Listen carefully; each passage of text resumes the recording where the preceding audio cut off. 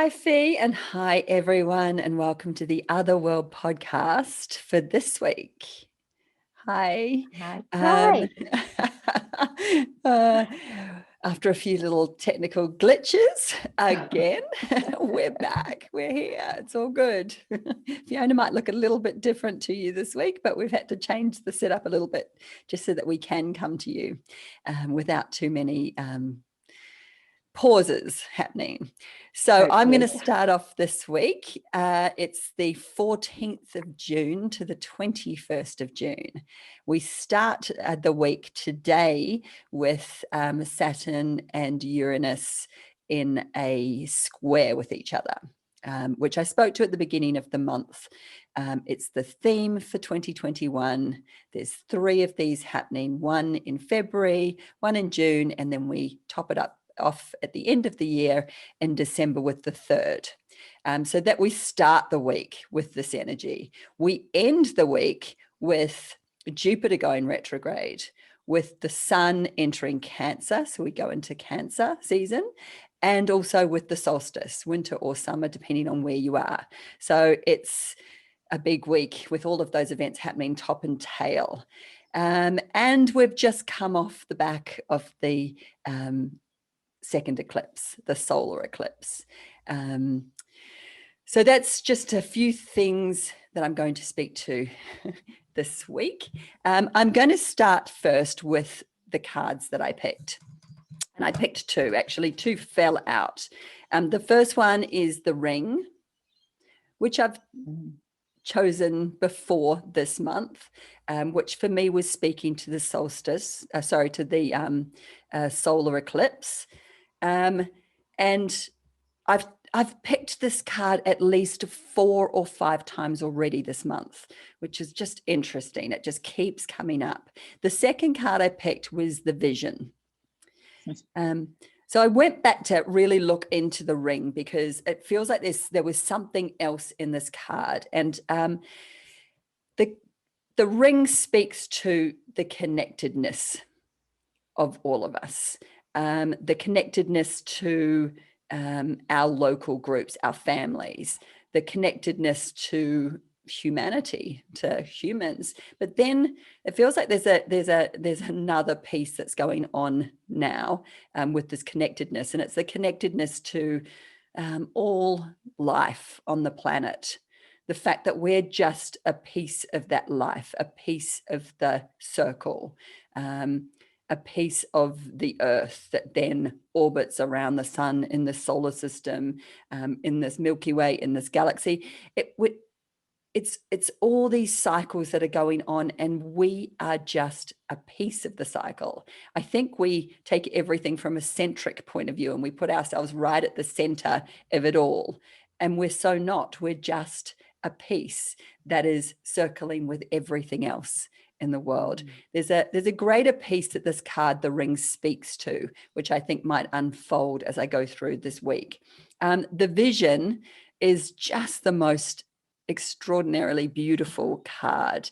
It talks about our dream, that dream that we came with, our destiny, our reason for being here, our vision of a better way, a new way.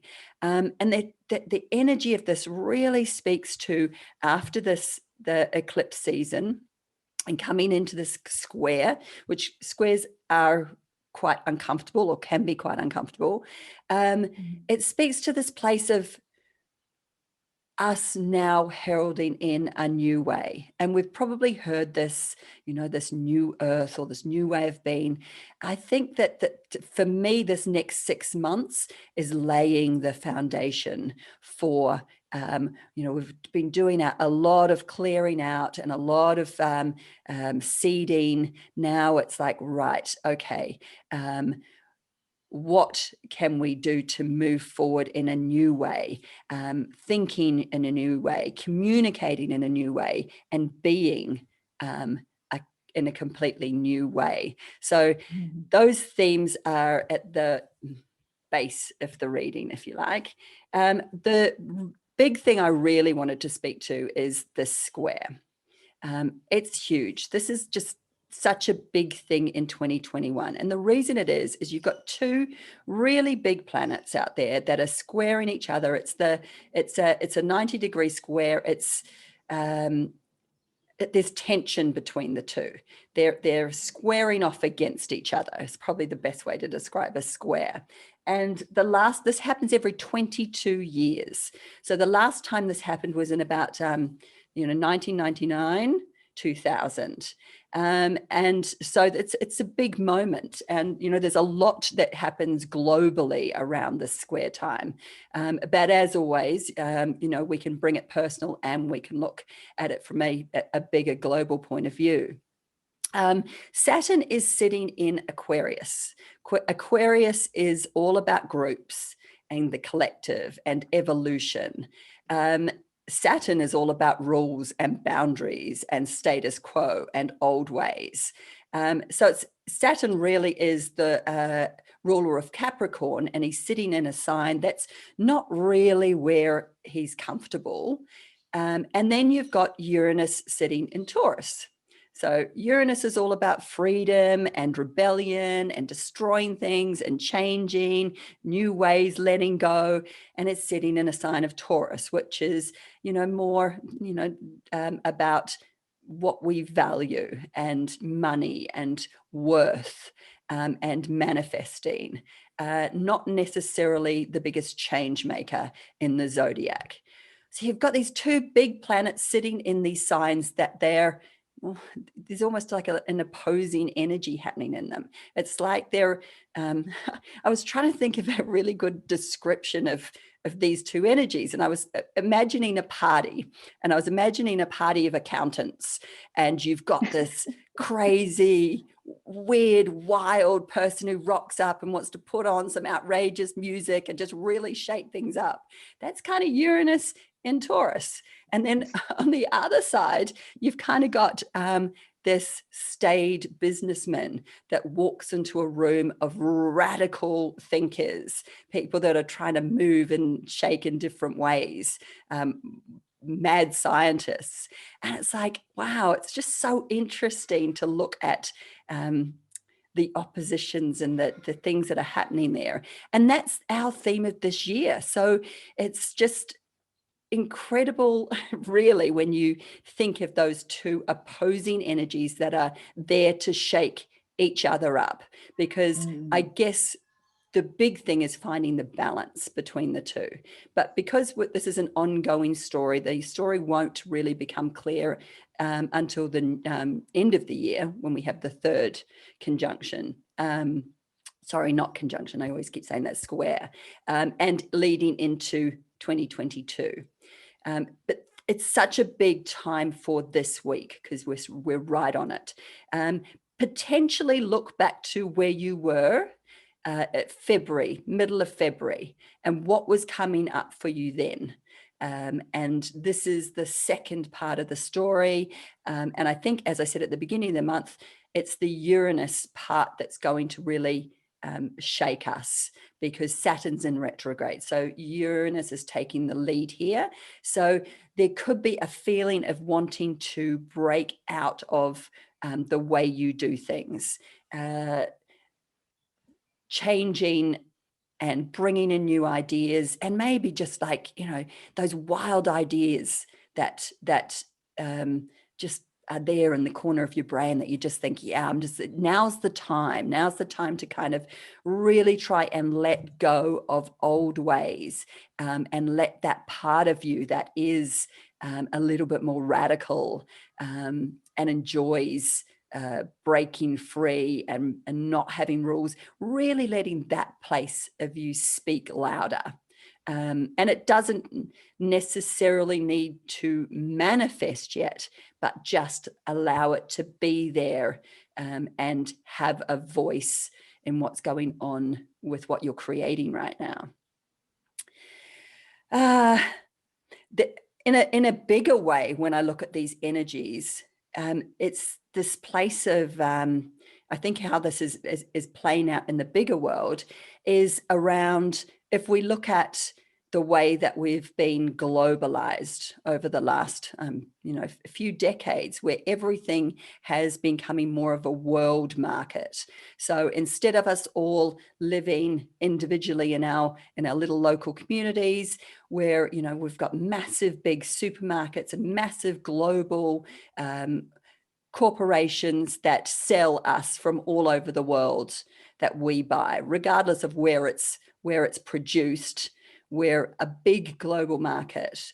And I think that when that happens, things get cheaper, but then we lose the supporting our local communities. And I think that really speaks to what's going on in this these squares, because there is a sense of wanting to get back to supporting our local communities and having more of our everyday needs met a little bit more locally. I heard something the other day, and it really kind of threw me a little bit, that the fact is that we all need food. Every single human being on the planet needs food. And yet what's happening is we're getting further and further away from the producing of food. It's been taken further and further and further away from us by these big global corporations. And it feels like we need to change that and bring those things that are absolutely inherent to us living back into our control. So that was just themes. I mean, they do seem very big, but there are big themes going on at the moment. So just sitting with where those places are in you, where you want to stick with the way things have always been, and where there is this new way that's calling, and where is the value that you place in that situation.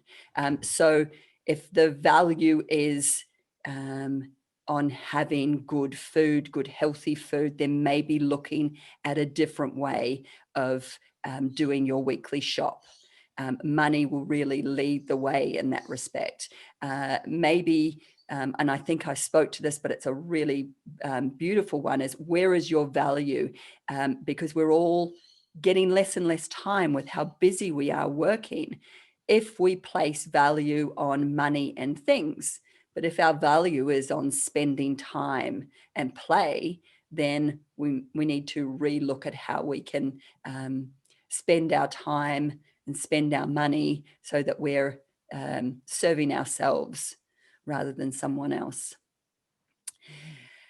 There were so many different things, but I think that is quite huge. So I don't really want to go too much away from that, except that the week closes out with Jupiter going into retrograde. There's been this beautiful unfolding of Jupiter going into Pisces, where he's going to sit for next year. So it's almost like we've been given a little bit of a preview of next year.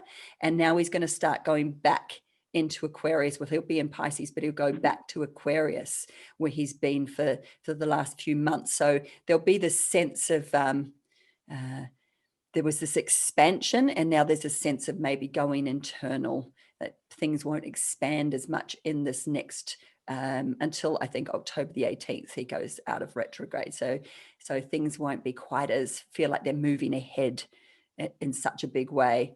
And then the sun enters Cancer, which is the watery realms of the emotions and family and home will be there. The sun will be joining Venus there. So that actually feels really nurturing and a loving place for the next month, which is great. And then we get the solstice, which is the shortest day for some and the longest day for some.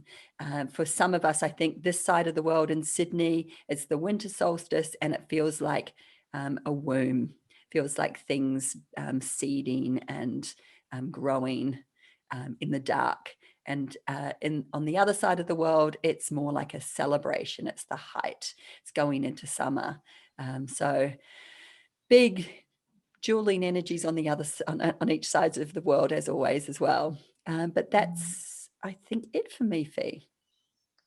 It's beautiful. And whilst I have to stare at a very uncomfortable corner on my phone and listen to you, and I can't look at you because it looks like I'm looking somewhere else, it actually made me tune in more to what you were saying. There were a couple of pieces there that really, I guess, anchored in for me, that duality piece, and where we're being, I think, draw or guided to look at the extremes of our experience, and then come inwards and find our inner balance. That's been showing up so much lately for me personally, but also I'm seeing that play out so much at the moment as well. And it is, I think you mentioned there that it's something that's going to continue until the end of the year, but it's just, it almost feels like we're being stretched on this piece of elastic to where we can just, get to, and then coming back in and finding that place that feels right for us. So yes, I can totally relate to that. And the piece you were saying about the connection and coming back into our community, I'm feeling that a lot at the moment as well, to the point where I've just rediscovered online supermarket shopping, because I'm getting really uncomfortable going into supermarkets to buy my essentials, and I'm seeking out more things in the community to buy locally. Unfortunately, where I live, our local fruit shop closed down a couple of years ago, and we don't have a fruit shop here anymore, which is really sad. But we do have a butcher's, and there's bakers and things like that, so we can go and get certain things. But yes, I'm really feeling that too, and that piece for me feels like we're starting to shift now. We've been working on that I am level for a while now, and we've always had that sense that once we start to work through the I am, we'll move into the we are. And that feels like that rebuilding of community again before we go further out into the collective with that. So yeah, there was a lot there that really anchored in for me. Thank you for sharing that. So for me today, I'm going to start with my card. So I've got this card. I drew this card this morning for this call, which is the 7 of Fire. And this kind of really summed up, I think, the energy I've been sitting in anyway. I'm sure a lot of other people have the last few weeks, is sort of feeling a little bit unstable, feeling quite challenged. It's been all up and down, but it also has this sense of the violet flame, which is all about transmutation, how we shift things energetically, how we move through those periods of flux, those periods of change. And that always feels kind of uncomfortable to sit in, but it always creates something beautiful at the end of it. And this card feels to me as if, it's really just showing that we've got a little bit more of that to come over the next couple of weeks. And just that sense of just keep coming home to yourself, just breathe and just persevere. There's nothing really we can do at the moment. It's sort of like head down, bum up, and just keep moving through this energy. What else can we do really? But if we just keep coming home to ourselves, then that's where we can find our sort of peace and stillness within. And then when I started to look at the numerology for this week, we're moving into the 24th, or we're currently in the 24th week of the year. So there's this creates a lot of 6 energy, and this sort of doubles really because we're in the 6 months of the year. So we've got this double 6 energy that we're working with. This really speaks a lot to what you were bringing in, Denny. It represents how we create that inner balance within ourselves.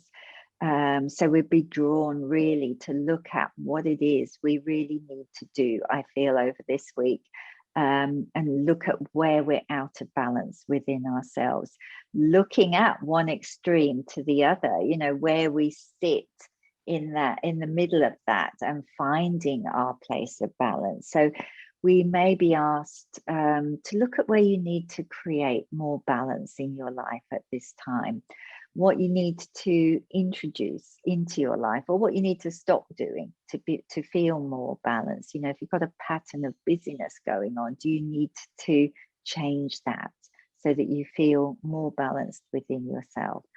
So when we're seeking equilibrium, we're also more aware of reaching the tipping point of our own experience. So where we reach that point where we go out of balance. As we observe this within ourselves, we become more aware of that point. What it is, what is it I'm doing would be the question. What is it I'm doing that tips me over the edge and takes me out of balance? So those are things I think that are going to surface. Those are questions that are going to surface this week.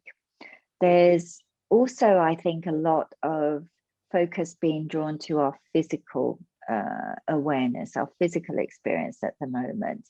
So I think this inner balance piece, it could relate to your self-care practices, how you're looking after yourself at the moment. I have a lot of clients that are asking me at the moment, how do they best support themselves through this time of change, when everything is moving, when there's a lot going on, when the cosmos is, bringing in a lot of experiences for us. And, the answer is always the same for them. It's ramp up your self-care needs. Put yourself first. Do whatever it takes to put yourself first. Slow down, tune in, be still, and be silent. Those are the kind of best ways really that you can support yourself through these times. So again, it's just that inner balance, creating that inner balance and actually really putting your needs first, addressing your own needs before you go out and look after other people. So another good question that you could ask yourself at this time is, what replenishes me? And then, follow that up with, can you give yourself the space and time to give that to yourself? So just really drawing your attention inwards to sort of work with that in a very conscious way. And I also wanted to just bring in the kind of double one energy that we're sitting in this month as well. We're sitting in it this week, but we're also sitting in it throughout the month of June. Because it's a 6 month in a 5 year, and 11 is a highly vibrational energy, and it brings in deeper connection to a higher source of wisdom. So it really activates your intuition and your intuitive gifts. It means that your intuition is extremely heightened throughout this whole month. So you'll notice that your empathy may be more heightened. You may feel more sensitive on all levels. You may feel more open to new opportunities, and you may find that you're able to guide other people more consciously as you tune in to your own intuitive guidance. So you're able to be of service more consciously throughout this month as well.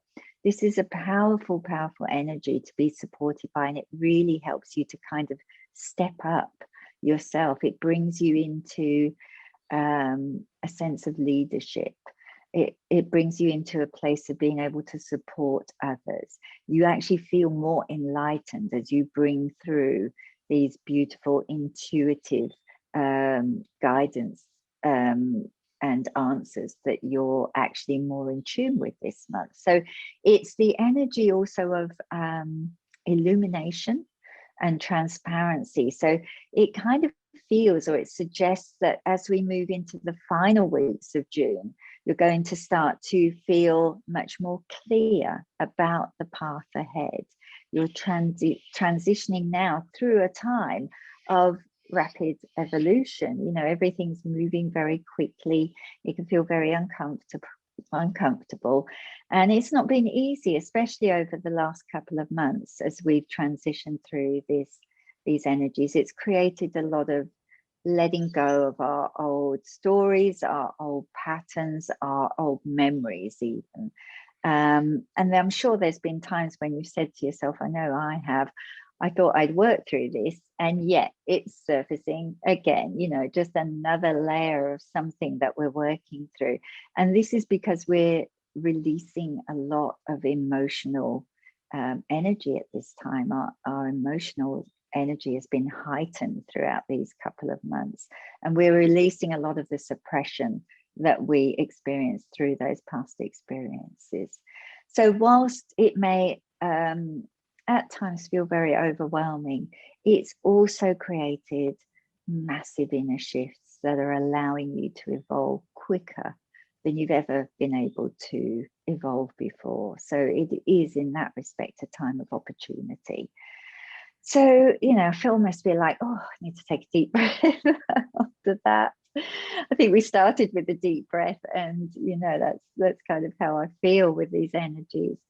And then I just want to bring through a very short message that came through from the Akasha this week, which kind of, I feel, now that I recall it, as a kind of affirmation of both what we've both spoken to in this recording today. So the message was simply to be still. Stillness creates the space you need to integrate what you're shifting. And if you feel uncomfortable with the stillness, you will prolong the time of integration. So your inner balance requires stillness. So be still, breathe, release. Be still, breathe, receive. Be still, breathe, and deepen your stillness. And repeat that as many times as you can until you no longer need to repeat it to yourself. And then simply allow yourself to sit in the stillness in comfort. Ah, that is beautiful. Thank you for sharing that. It feels very welcome. helpful, and I'm sure it will help a lot. Yes, definitely the physical thing. I've been feeling that in both ways, the stillness, but also just the moving, the getting, moving my body, getting out more into nature, which I have always done a lot, but I've noticed in the last few months, I haven't been doing it as much. And that connection, that direct connection to nature is so supportive as well. Absolutely. Yeah. The other thing that came up for me when you were talking about that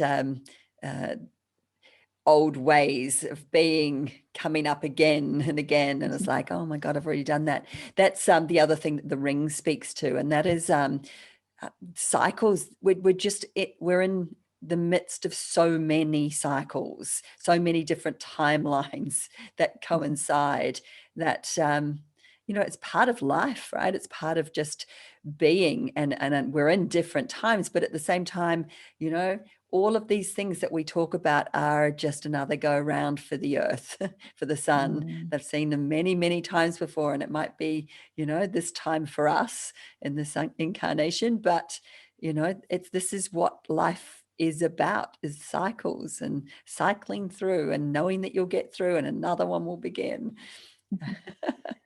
Yeah, and that piece you mentioned around the timelines, I mean, timelines are shifting so much at the moment. We're not only shifting our own timeline forward, but we're shifting our timeline backwards.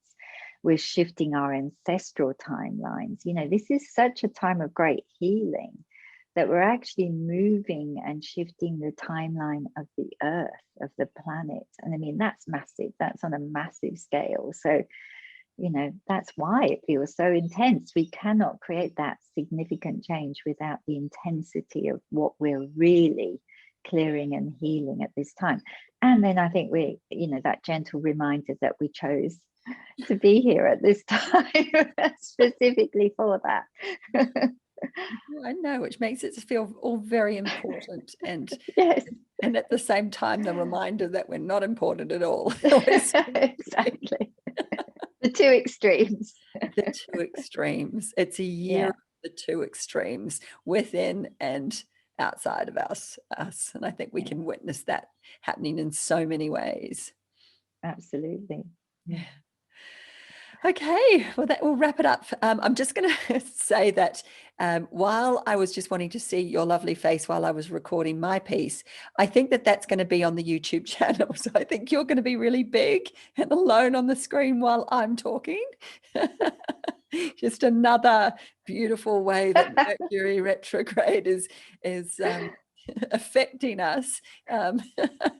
But on the if you're listening to the podcast, it won't affect you. If you're watching on YouTube, then it might look a little bit interesting this week.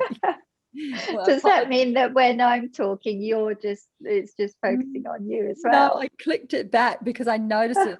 I forgot that obviously it's on my computer, so I'm recording it. So it's just one of those things. Oh, well, I apologize in advance for having to stare at my face while you talk. While I talk, it's quite funny. But thanks for listening again, and we'll be back next week for I think is it the last week in June or close It's to? leading into the last week. Yes. Yeah. So travel well, and we'll see you soon. Yeah. Have a great week.